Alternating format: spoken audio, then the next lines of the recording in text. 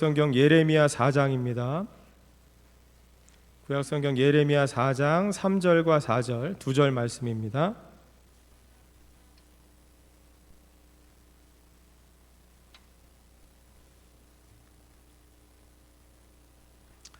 구약 성경 예레미야 4장 3절과 4절 말씀 두 절이니까 우리 큰 소리로 같이 읽겠습니다. 시작. 여호와께서 유다와 예루살렘 사람에게 이와 같이 이르노라. 너희 묵은 땅을 갈고 가시덤불에 파종하지 말라. 유다인과 예루살렘 주민들아, 너희는 스스로 할례를 행하여 너희 마음 가죽을 베고 나 여호와께 속하라. 그리하지 아니하면 너희 악행으로 말미암아 나의 분노가 불같이 일어나 사르리니 그것을 끌 자가 없으리라. 아멘. 할렐루야. 오늘 읽은 본문 말씀을 가지고 묵은 땅을 갈고 이러한 제목의 말씀으로 함께 은혜를 나누겠습니다. 여러분, 그리스도인이란 누구를 그리스도인이라고 할까요? 많은 정의들이 있겠지만 저는 세 가지로 정의를 한번 해보았습니다. 그리스도인이란 누구를 그리스도인이라고 말하냐면 첫 번째는 이 누가복음 2장에 있는 말씀처럼 천사가 이 땅에 와서 전해준 말이 있죠. 온 백성에게 미칠 큰 기쁨의 좋은 소식. 그 온 백성에게 미칠 큰 기쁨의 좋은 소식으로 오신 구주, 곧 그리스도 주 되시는 그 예수로 인해서 새 언약 백성이 되어진 사람들을 그리스도인이라고 합니다. 여러분 동의하시죠? 우리는 큰 구원의 좋은 소식, 기쁨이 복음으로 오신 그 예수 그리스도로 인해서 새 언약 백성이 되어진 사람들을 그리스도인이라고 하는 겁니다. 두 번째는 어떠한 사람들이 그리스도인이냐면 예수 그리스도를 본받아서 띄워주시면 예수 그리스도를 본받아서 하나님의 형상으로 회복되어 가는 사람들을 그리스도인이라고 합니다. 여러분, 하나님께서 창세 때 이 창세기에 보면 아담과 하와를 만드실 때에 하나님의 형상대로 만드셨다 그랬습니다. 그런데 인간이 범죄함으로 인해서 하나님의 형상을 잃어버렸습니다.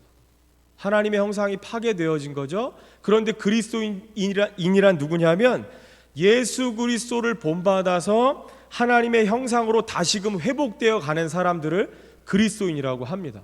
그래서 여러분 성경 곳곳에 보면 하나님께서 뭐라고 말씀하시냐면 하나님의 백성된 자들에게 내가 거룩하니까 너희도 거룩해라. 하나님의 거룩한 모습을 닮아가라는 거죠. 또 마태복음 5장에 보면 48절에 이렇게 말씀하십니다. 하늘에 계신 너희 아버지의 온전하심과 같이 너희도 온전하라. 여러분 성경 곳곳에서는요, 하나님께서는 하나님의 백성된 자들 그리스도인들을 향해서 뭐라고 말씀하시냐면 하나님의 잃어버린 형상을 회복하기를 원하시는 거예요. 그래서 예수 그리스도의 장성한 분량이 충만한 데까지 자라가라. 그렇게 말씀하시는 겁니다. 그래서 그리스도인이란 뭐냐면 예수 그리스도를 본받아서 잃어버린 하나님의 형상을 회복해 가는 사람들, 그 사람들을 그리스도인이라고 말할 수 있는 거죠. 마지막 세 번째는 어떤 사람을 그리스도인이라 하냐. 여러분, 우리가 계속해서 3주에 걸쳐서 천국에 대한 말씀을 듣고 있습니다. 하나님 나라에 대한 말씀을 듣고 있는데 그리스도인이란 누구냐면 여러분, 우리가 죽으면 그만일까요? 아닐까요? 아닙니다. 여러분, 만약에 죽으면 그만이라면 우리는 이 땅 가운데서 열심히 수고하고 노력해서 노후를 준비해야 돼요. 그죠? 여러분, 죽으면 그만이기 때문에 이 땅에 살아있는 한 노세 젊어서 노세, 여러분 마음껏 즐기고 누리고 늙어서 우리가 못 놀지 못하는 것들, 연약함에 대비해서 노후를 준비해야 되지만 죽으면 그만이 아니기 때문에 우리는 뭘 준비해야 되냐면 사후를 준비해야 합니다. 여러분, 그래서 우리 복습을 좀 해보면 여러분, 우리가 지지난주에 들었던 천국, 어떤 천국이요? 심령천국. 심령천국은 뭐예요? 예수 그리스도를 마음에 영접 모셔드리면 우리의 심령이 천국입니다. 그럼 여러분, 심령천국은요, 우리가 이 땅에 태어나서 죽기 전까지가 심령천국이잖아요. 그러면 그거는 기회가 있는 거예요. 우리가 죽음 이후에 영원한 천국에 가서 누리게 될 상급을 쌓을 기회가 있는 겁니다. 두 번째 단계는 어떤 천국이에요? 낙원 천국입니다. 죽음으로부터 재림 예수님의 심판 때까지의 기간, 이때는 대기 상태라고 그랬습니다. 여러분, 이때는요, 내가 조금 더 모자란 신앙의 실력 쌓고자 해도 쌓을 수가 없는 거예요. 이미 끝났습니다. 이제 상급받을 그때를 대기하고 있는 거예요. 머물고 있는 거죠. 그다음에 오늘 들었던 영원 천국, 그동안에 내가 이 땅 가운데 쌓았던 신앙의 실력 따라서 천국에 가서 우리가 크게 대우받느냐 적게 대우받느냐, 많은 상급을 받느냐 적게 받느냐, 여러분 그 상급이 결정되어지는 것이 영원 천국이죠. 그래서 그리스도인이란 뭐냐? 그러한 천국의 상급, 죽으면 그만이 아니기 때문에 노후가 아니라 사후를 준비하는 천국의 상급을 바라보고 신앙의 실력을 쌓는 사람들, 그 사람들을 그리스도인이라고 합니다. 그렇죠? 여러분, 그래서 우리가 죽으면 그만이 아니기 때문에 이 땅 가운데서 그냥 그렇게 사는 게 아니라 신앙의 실력을 쌓아야 하는 거예요. 그러면 신앙의 실력을 쌓기 위해서 어떻게 해야 하냐?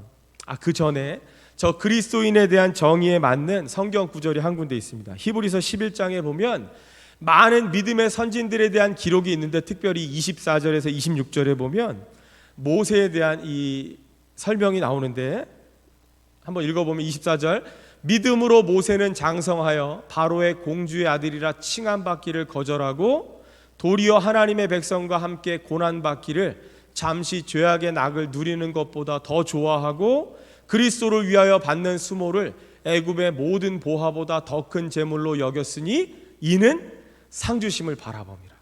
여러분, 지금 히브리서 11장에서 나오는 많은 믿음의 선진들 가운데 특별히 모세에 대한 설명이 지금 제가 세 가지로 말씀드렸던 그리스도인에 대한 정의하고 정확히 맞아 떨어지잖아요. 그죠? 믿음으로 모세는, 여러분, 이 땅의 많은 것들을요 더 좋아하지 않았다는 거예요. 오히려 하나님의 백성들과 고난받는 것, 그걸 더 좋아했다는 거죠. 이유는 내가 죽으면 그만이 아니고 장차 나에게 상 주시는 그 하나님, 그 천국의 상급을 바라보았기 때문이라는 겁니다. 그러면 우리가 이 땅 가운데서 신앙의 실력을 쌓기 위해서는 어떻게 해야 하느냐? 오늘은 그것을 함께 말씀을 통해서 살펴보려고 하는 건데, 여러분, 신앙의 실력을 쌓기 위해서 어떻게 해야 되냐면, 여러분, 우리가 무언가 좋은 열매를 기대하고 씨앗을 심을 때에 여러분, 씨앗보다 더 중요한 게 뭐예요? 좋은 열매를 기대하려면 씨앗보다 더 중요한 게 밭입니다. 밭. 그죠? 그래서 씨의 성장을 결정하는 건 씨가 아니라, 씨도 중요하지만 씨가 아니라 밭의 상태가 더 중요하다는 거예요. 예를 들어 볼게요. 여러분, 인삼 씨를 저 논에다 갖다 심으면 인삼이 나겠습니까? 안 나겠죠. 제가 좀 찾아봤어요. 인삼을 요즘에는 이제 벼농사들이 많이 줄어서 그 벼농사 짓던 그 논에다가 인삼을 많이 재배한다고 합니다. 그런데 인삼을 심으려면, 인삼을 재배하려면 아무 땅에 심으면 안 되는 거예요. 인삼이 자랄 만한 좋은 땅에 심어야 된다는 거죠. 조건이 몇 개 있습니다. 지대가 좀 높아야 된대요. 왜 높아야 되냐면 물이 고이면 안 되는 거예요. 그래서 좀 높은 데 있어서 물이 계속해서 흘러내려갈 수 있도록, 그런 물 빠짐이 좋은 그런 장소에다가 인삼 씨앗을 심는다는 거죠. 이것처럼 여러분, 씨가 성장하는 데에 중요한 요소는 밭의 상태가 중요하다라는 걸 말씀하고 있는 거죠. 그래서 여러분, 좋은 밭은 주어지는 게 아니에요. 그냥 생기는 게 아니죠. 여러분, 좋은 밭이 되려면 어떻게 해야 돼요? 그걸 만들어야 되는 거예요. 그거를 개간해야 된다라는 거죠. 그래서 여러분, 이런 얘기 들어보셨어요? 제가 사진을 하나 준비했는데, 해병은 태어나는 것이 아니라 만들어지는 거래요. 이런 얘기 들어보셨죠? 여러분, 해병대들은 얼마나 자부심이 있냐면 해병대 들어갔다고 다 해병이 아니라는 거예요. 해병대는 입소했다고 해서 해병이 아니고 거기서 만들어지는 거예요. 그 2년이면 2년, 3년이면 3년이라는 기간 동안에 거기서 진정한 해병대로 만들어진다는 거예요. 여러분, 그래서 전 세계가 부러워하는 귀신 잡는 대한민국 해병대가 되는 겁니다. 여러분, 재미난 거 하나 알려드리면, 귀신 잡는 해병이라는 말 누가 했을까요? 모르긴 몰라도 뭐 해병대 중에 누가 한 명 했겠죠. 아닙니다. 제가 조사해 보니까요, 우리나라 6.25 전쟁 때에 이 군 최초로, 한국군 최초로 상륙작전에 성공한 게 해병대예요. 그 해병대를 미군의 한 여종군 기자가 취재를 하다가 상륙작전에 성공했던 해병대들을 보고 뭐라고 얘기했냐면, 기사를 썼는데 이렇게 쓴 거예요. 그들은 귀신도 잡을 것 같았다. 그게 유래가 돼가지고 해병대를 귀신 잡는 해병대라고 합니다. 여러분 오후 시간이 이렇게 유익합니다. 예. 여러분들이 신문 안 봐도 기사 안 찾아봐도 제가 다 찾아보고 말씀드리는 거예요. 여러분 어쨌든 해병은요 태어나는 게 아니래요. 만들어지는 거예요. 그럼 하나 넘겨주셔서 그리스도인도 마찬가지죠. 그리스도인은 태어나는 게 아닙니다. 여러분 우리는 태어나기를 죄성을 가진 죄인으로 태어났지 우리가 태어나면서부터 그리스도인이 아니라는 거예요. 우리는 죄성을 가진 죄인에 불과하지만 여러분 그리스도인들은 어떻게 되는 거예요? 만들어지는 거예요. 점점 예수 그리스도의 형상, 하나님의 형상을 닮아가는 자들이 바로 그리스도인이라는 거죠. 그래서 신앙의 실력을 쌓으려면 어떻게 해야 되냐? 씨앗보다 마음의 밭, 이 밭의 상태가 더 중요하다라는 걸 말씀드리는 거죠. 그래서 그리스도인이란 누구냐? 예수 그리스도를 통해서 새 언약 백성 되어진 자들이 그리스도인이라고 그랬습니다. 그러면 새 언약 백성이라는 건 뭐냐면 다른 말로 이야기하면 우리 마음의 묵은 땅을 개간하는 사람들을 새 언약 백성이라고 하는 거예요. 여러분 우리가 예수님을 믿었다 그래서 우리의 마음의 밭의 상태가 좋아지는 게 아니라 점점 갈아엎고 기경하고 개간하고 그래서 좋은 땅으로 만들어야 하는 것이죠. 그래서 우리가 예수를 따른다라는 것, 예수님의 제자라는 건 뭐냐면 하나님 나라, 예수 그리스도가 선포하고 전해주었던 하나님 나라의 말씀으로 인해서 처음에는 길거와 같은 사람이 점점 어떻게 되는 거예요? 좋은 땅으로 변화되어져 가는 거예요. 그것을 여러분 예수를 따른다라고 말하는 것입니다. 그래서 오늘 말씀의 제목이 묵은 땅을 갈고 그랬습니다. 오늘 3절 4절 말씀에 보니까 너희 묵은 땅을 갈고 가시덤불에 파종하지 말라. 4절에는 너희 마음에 가죽을 베고 나 여호와께 속하라 이렇게 말씀하고 있습니다. 그래서 여러분 우리 마음의 묵은 땅을 갈고 좋은 땅이 되기 위해서는 어떻게 해야 하느냐? 다시 말해서 하나님께서 원하시는 그리스도인의 삶이란 무엇이냐? 그것을 마가복음 4장에 있는 이 네 가지 종류의 땅에 대해서 우리가 좀 비유적으로 한번 살펴보기를 원합니다. 그래서 하나님께서 원하시는 그리스도인의 삶이란 무엇이냐면 마태복음 7장에 보면 17절부터 20절 말씀입니다.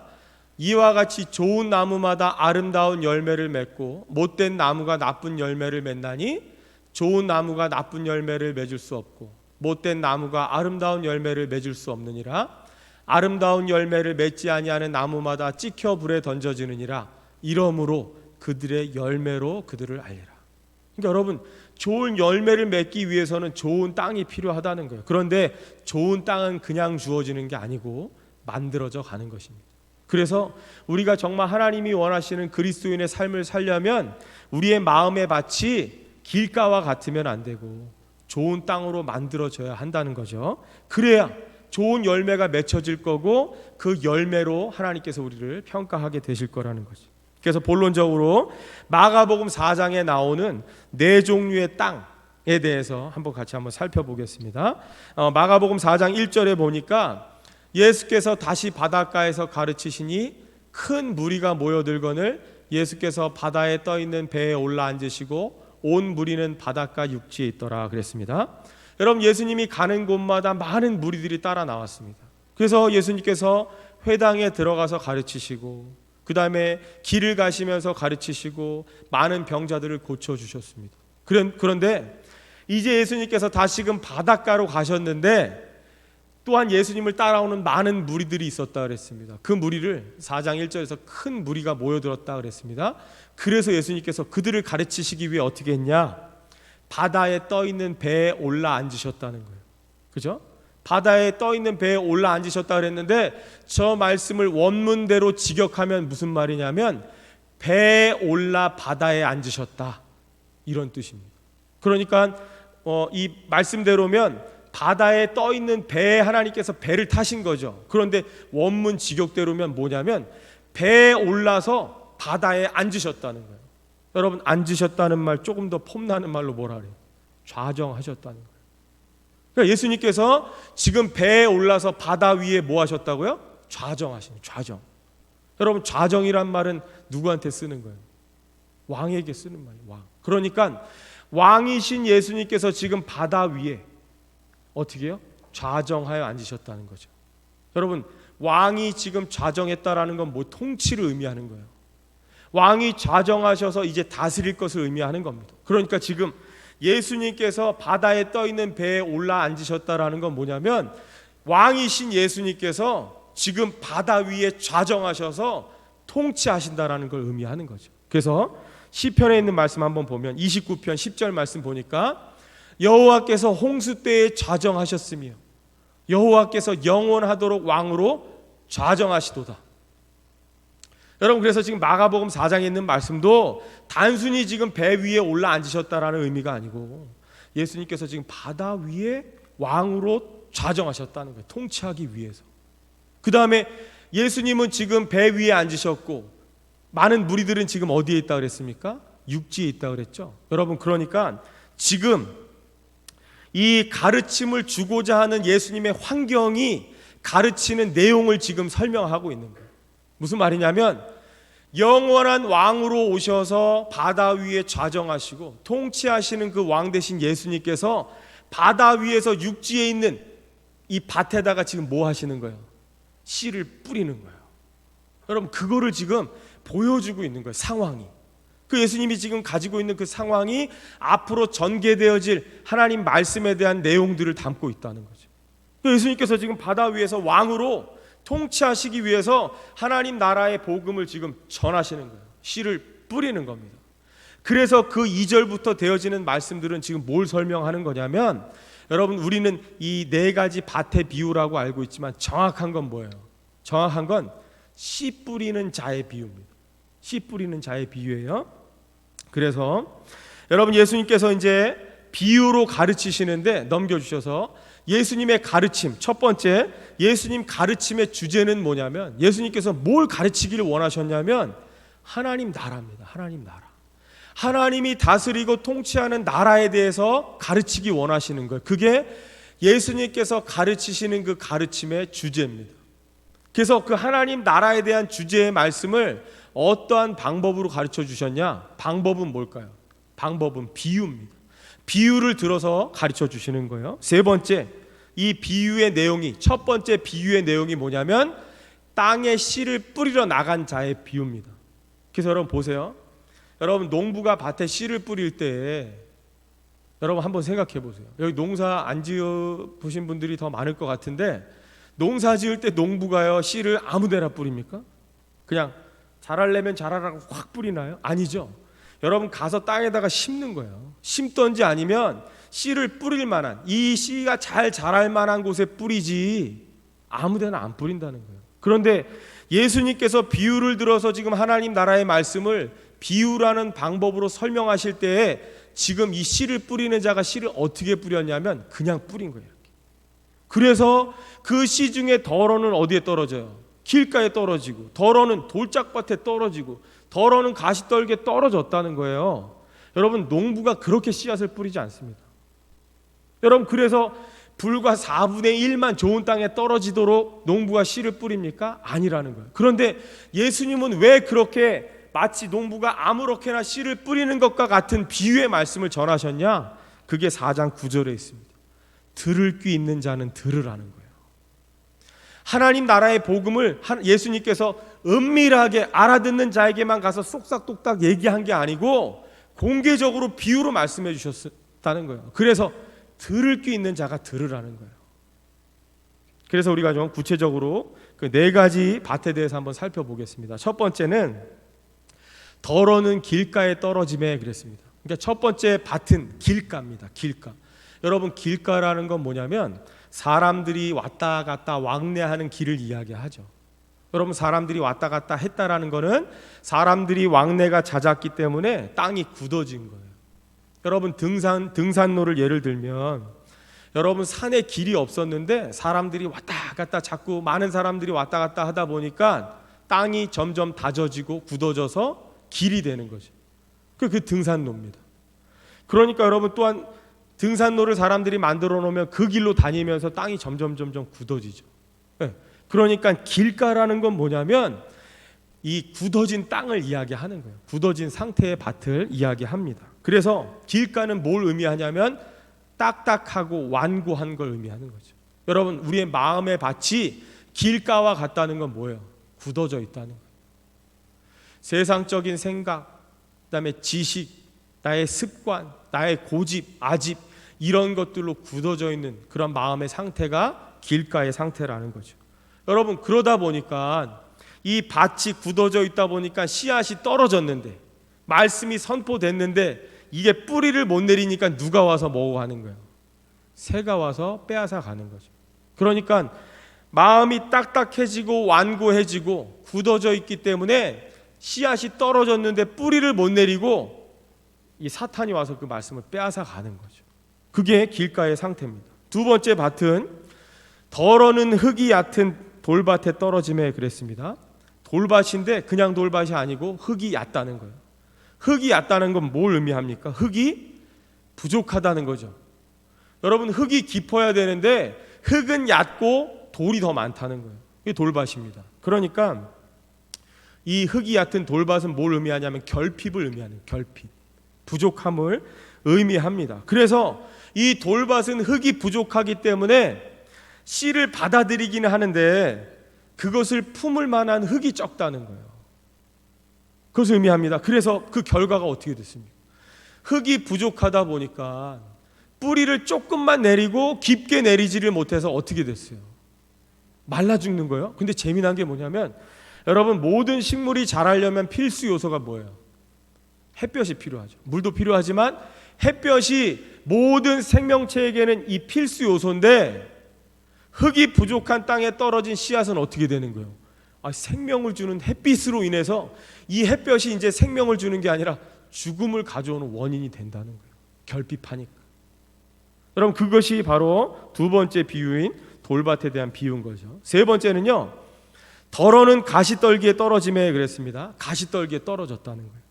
그래서 여러분, 가시떨기에 떨어진 씨는요, 결실 직전까지는 자랍니다. 자라는데 결과적으로 뭘 못 맺는 거예요? 열매를 못 맺는 거예요. 왜 그러냐면 가시떨기가 모든 기운을 맡고 있기 때문에 그렇죠. 그래서 가시떨기가 이 씨의 생명을 막아버렸기 때문에 자라긴 자랐는데 결론적으로 열매를 맺지를 못하더라는 거예요. 그래서 여러분, 아까 그 돌밭은 결핍을 의미한다면 가시떨기는 뭘 의미하는 거냐면 질식을 의미하는 거예요. 질식. 여러분, 가려버리는 바람에, 이 생명의 기운을 막아버리는 바람에 질식해버리는 걸 의미하는 거죠. 마지막은 덜어는 좋은 땅에 떨어짐에 그랬습니다. 좋은 땅에 떨어졌다는 거예요. 그런데 재미난 건 씨앗이 좋은 땅에 떨어져서 어떻게 열매를 맺어요?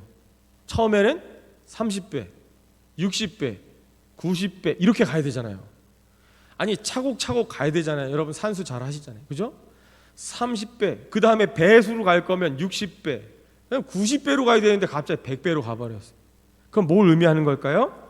여러분, 우리가 예수님을 따른다라는 것, 새 언약 백성으로 살아간다라는 건 뭘 의미하냐면 우리의 존재가 만들어져 가는 그 과정에 초대받았다라는 그런 의미인데, 여러분, 지금 열매를 30배, 60배, 100배로 맺었다라는 건 뭘 의미하는 거냐면, 여러분, 이 생명이 가진 예상 밖의 생명력을 의미하는 거예요.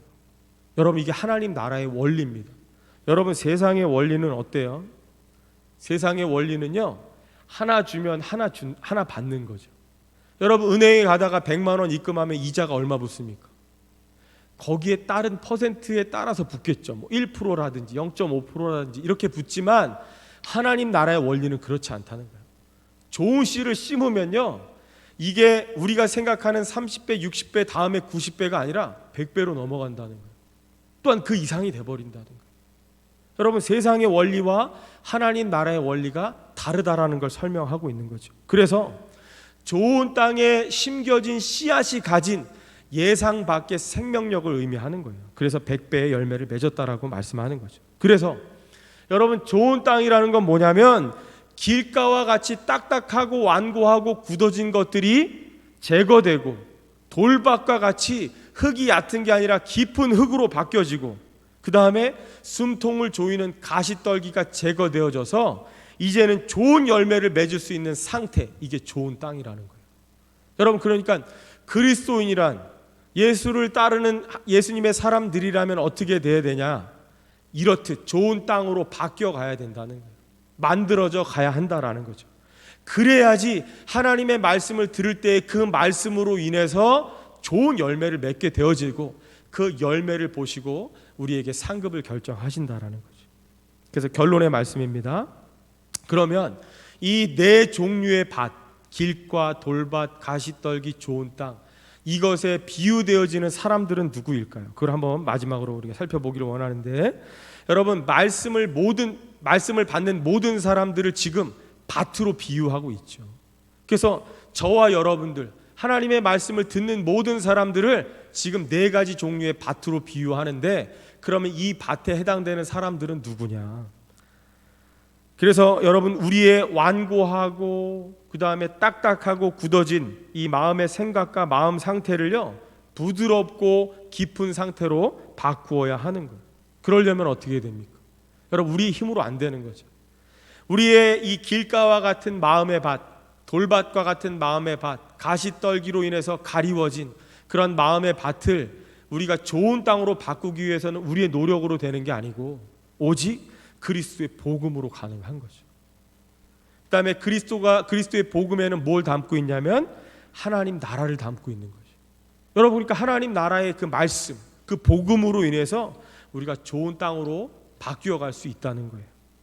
그래서 여러분, 네 종류의 밭이 의미하는 거기에 해당되는 사람들이 누구인지를 살펴보면 첫 번째가 이제 길가의 비유적 의미였습니다. 그래서 길가라는 건 딱딱하고 완고하고 굳어진 그런 상태를 이야기했습니다. 여러분, 이것에 해당되는 사람들이 말씀 속에 보면 누구를 의미하냐면 마가복음 3장 5절하고 10장 5절 말씀에 보면, 제가 준비는 안 했는데 바리새인들을 향해서 예수님께서 말씀하시는 거예요. 저들은 마음이 완고하다. 그러니까 여러분, 완고한 마음의 상태를 이 비유적으로 말씀하신 그 비유에 해당되는 사람들이 누구냐면 성경에서는 바리새인들을 향해서 그렇게 말씀하시는 거예요. 그들의 마음이 완고하다. 여러분, 그래서 똑같이 예수님의 말씀을 듣지만 바리새인들은 어떻게 듣습니까? 그 말씀을 들으면 들을수록 은혜를 받고 깨닫는 게 아니고 죽여야겠다.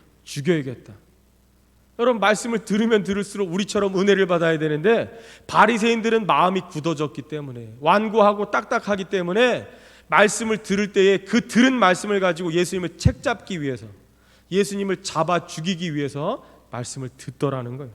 그래서 이 길가와 같은 마음의 상태, 예수님은 바리새인들을 향해서 그렇게 말씀하셨습니다. 그래서 여러분, 이 잘못된 의도를 가지고 열심을 내는 사람들이 누굽니까? 사탄이죠. 여러분, 사탄이 열심을 냅니다.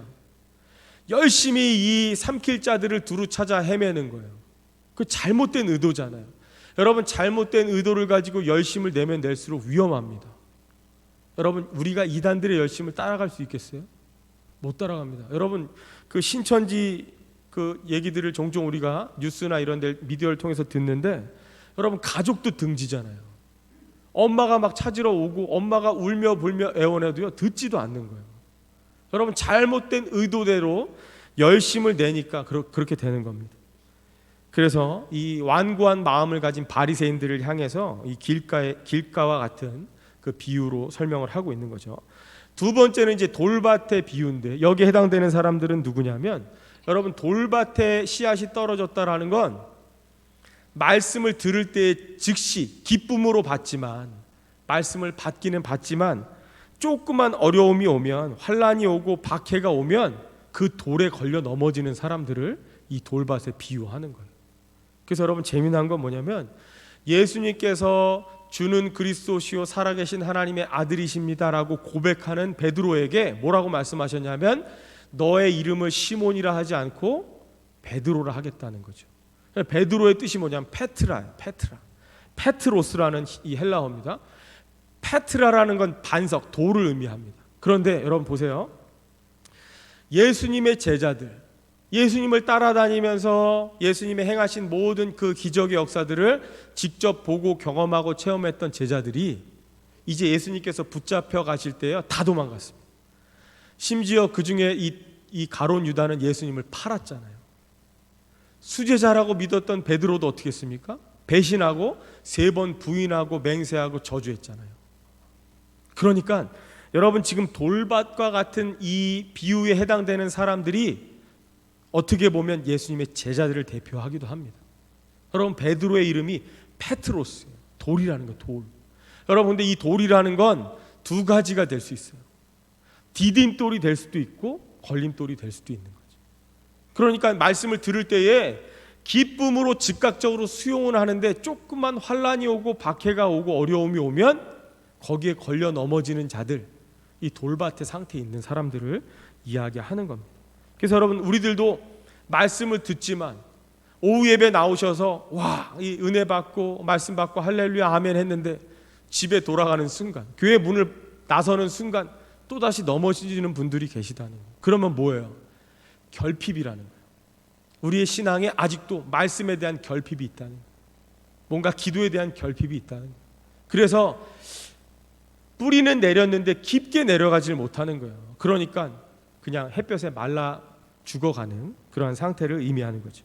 세 번째는요, 이 가시떨기 밭입니다. 가시떨기라는 건 세상의 염려와 재물의 유혹이라 그랬는데, 여러분, 세상의 염려라는 건 왜 생기는 거냐? 하나님의 통치에 들어오지 않는 세상이 만들어낸 그 방법, 과정이 바로 염려라는 거죠. 여러분, 시편 23편 1절에 보니까 여호와는 나의 목자시니 내게 부족함이, 여러분 진짜 없습니까? 여러분에게 정말 부족함이 없으세요?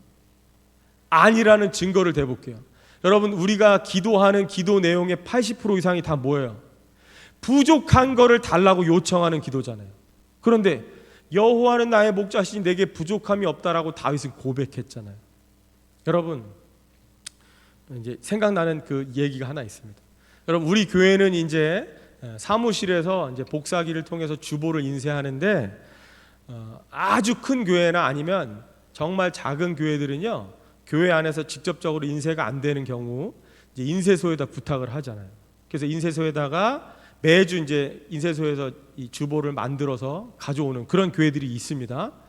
그러면 여러분, 이제 목사님께서 뭐 적어도 토요일 날 되면 인쇄소에다 전화해서 이제 이번 주 말씀에 대한 본문과 제목 알려줘야 되잖아요. 그죠? 그래서 어느 목사님이 인쇄소에다가 이제 전화로 알려줬습니다. 본문은 시편 23편 1편입니다. 제목은 여호와는 나의 목자시니 내게 부족함이 없으리로다 합니다. 이렇게 이제 문자로 보냈죠. 문자로 보냈습니다. 그랬는데 이게 인쇄소에 일하시는 분이, 내가 저 목사님을 잘 아는데 저 교회는 우리 인쇄소에서 벌써 몇 년째 이 주보를 인쇄하는데 내가 그동안의 경험으로 봤을 때 목사님 설교 제목이 이렇게 긴 적이 없었어요. 여호와는 나의 목자시니 내게 부족함이 없으리로다. 너무 길잖아요.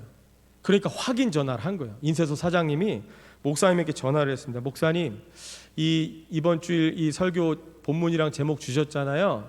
네, 줬죠. 확인하려고 전화했습니다. 여호와는 나의 목자시니 내게 부족함이 없으리라다가 맞습니까? 여호와는 나의 목자시니, 네, 그거면 충분합니다. 이렇게 얘기했어요. 그 다음 그 주일날 주보의 제목이 뭐라고 나왔을까요? 여호와는 나의 목자시니 그걸로 충분합니다. 이렇게 나온 거예요. 여러분, 여호와는 나의 목자이시기 때문에 내게 부족함이 없다라고 다윗은 고백했는데, 동일한 말씀을 듣고 은혜 받는 저희들은 기도할 때 왜 이렇게 달라는 게 많을까요?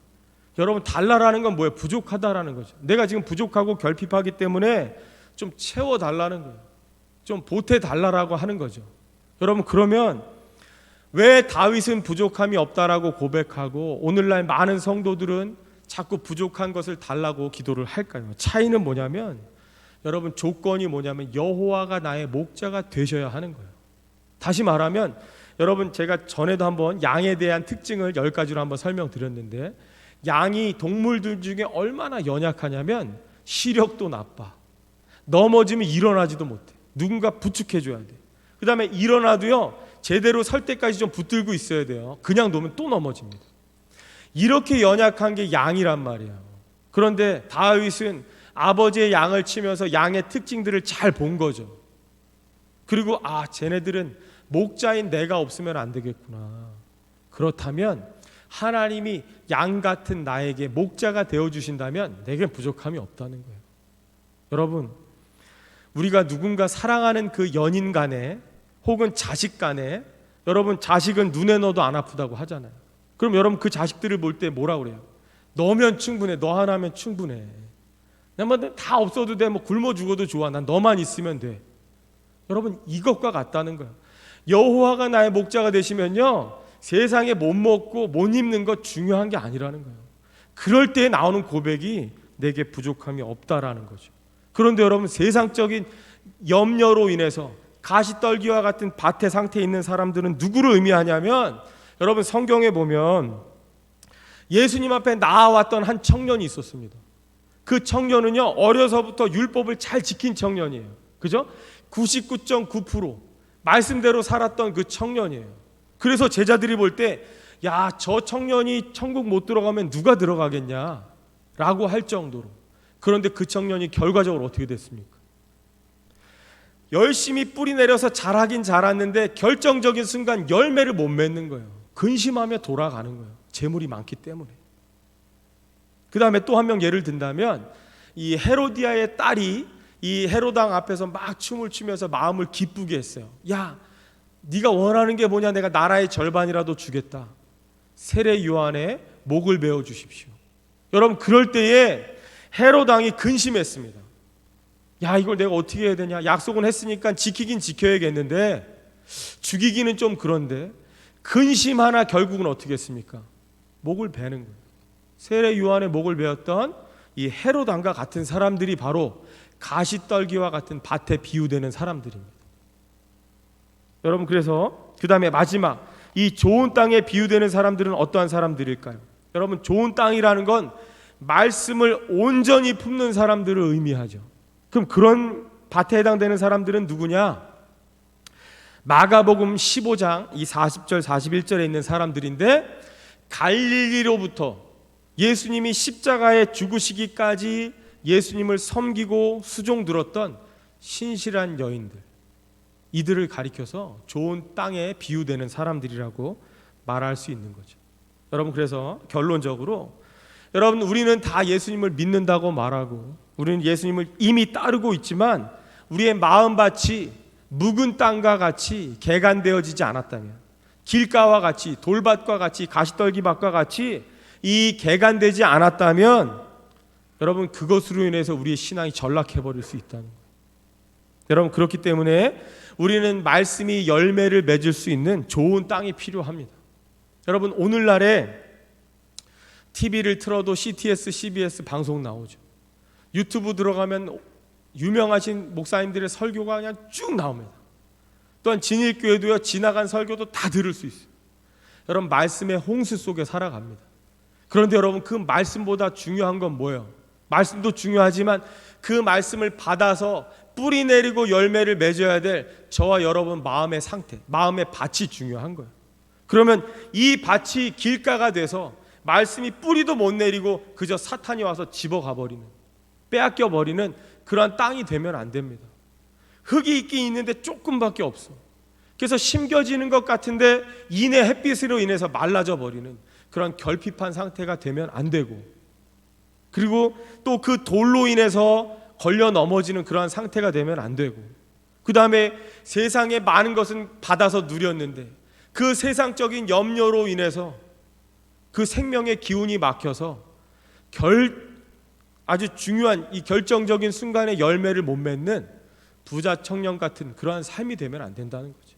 여러분 우리들은요, 예수님이 갈릴리에 계시던, 십자가에 돌아가시던, 신실하게 주님을 따라가면서 수종 들고 섬기는 여인들과 같은 그러한 마음의 밭으로 이 개간해야 한다는 거예요.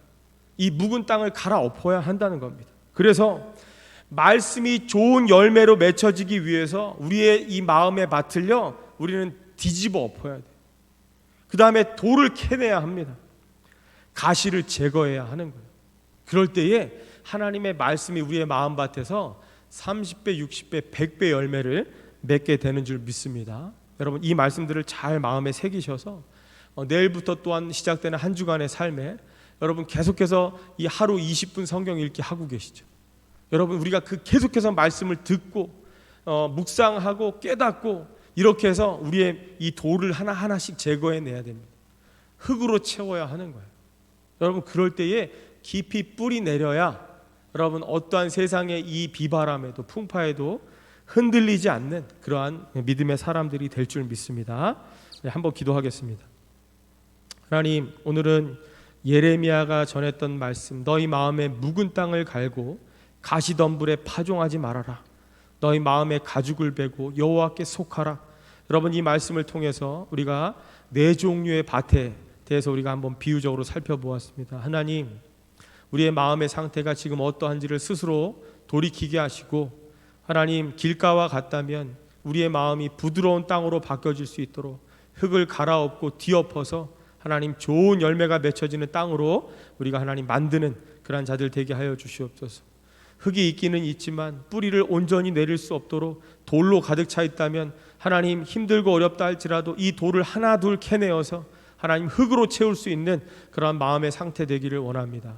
하나님, 세상적인 염려와 재물의 유혹으로 인하여서 생명의 기운을 막아버려서 결정적인 순간에 열매를 맺지 못하는 하나님 그런 불쌍한 영혼 되지 아니하도록 하나님 온갖 가시를 제거해버려서 좋은 땅으로 만드는 그러한 자들 되게 하여 주시옵소서. 하나님, 우리의 힘으로 할 수 없습니다. 하나님 말씀의 능력으로 또한 성령께서 우리 안에 역사하여 주셔서 하나님 우리의 마음밭이 묵은 땅을 갈아엎고 좋은 땅으로 되어지게 하여 주시옵소서. 믿고 감사하며 예수님의 이름으로 기도하옵나이다. 아멘. 이 시간